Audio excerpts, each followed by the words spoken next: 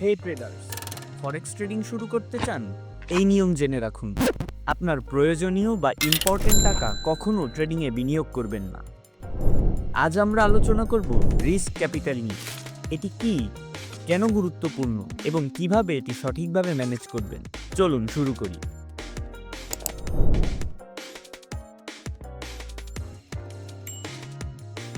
Risk capital কি?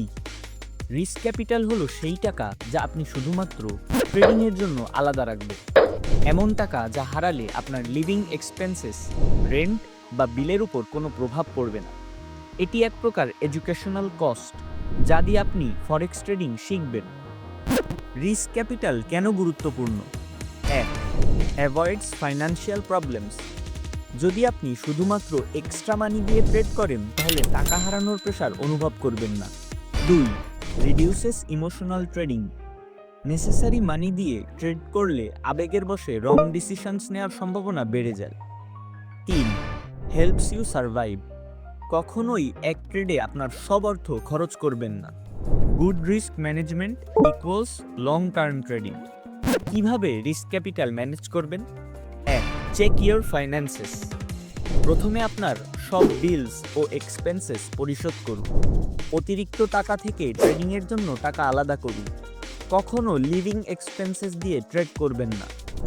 2. Follow the 2% rule. আপনার মোট ট্রেডিং ক্যাপিটালের 1 থেকে 2%-এর বেশি ঝুঁকি কখনোই নেবেন না। Calculating risk capital. ধরুন আপনার $10,000 আছে। আপনার ফাইন্যান্সিয়াল সিচুয়েশন মূল্যায়ন করার পর আপনি নির্ধারণ করলেন যে এর $200 রিস্ক ক্যাপিটাল হিসাবে বিবেচনা করা যেতে পারে। Here's how you can manage it. Total risk capital $200। Risk per trade $200 into 2% equals $4 per trade. এর অর্থ হলো আপনি প্রতি ট্রেডে $4 রিস্ক নেবেন। যখন আপনি মাল্টিপল ট্রেডে লোকসানের সম্মুখীন হবেন তখন যেন আপনার সম্পূর্ণ রিস্ক ক্যাপিটাল দ্রুত নিঃশেষ না হয়। 3. Diversify your trades. একটি কারেন্সি পেয়ার বা একটি মার্কেটে আপনার সব টাকা ট্রেড করবেন না। 4. Use stop loss. প্রতি ট্রেডে স্টপ লস সেট করুন যাতে বেশি লস না হয়। 5. Demo trading. রিস্ক আরও কমাতে প্রথমে ডেমো অ্যাকাউন্টে ট্রেডিং প্র্যাকটিস করুন। যে ভুলগুলো এড়ানো জরুরি: ঋণের টাকা দিয়ে ট্রেডিং করা খুব রিস্কি। জরুরি আর্থিক সঞ্চয় কখনো ব্যবহার করবেন না। এক ট্রেডে কখনোই বেশি রিস্ক নেবেন না। ইন শর্ট, শুধুমাত্র রিস্ক ক্যাপিটাল ব্যবহার করুন যে টাকা হারালে সমস্যা হবে না। 2% রুল মেনে চলুন। এক ট্রেডে বেশি ঝুঁকি নেবেন না। স্টপ লস ব্যবহার করুন। সঠিক risk management equals long term success in forex.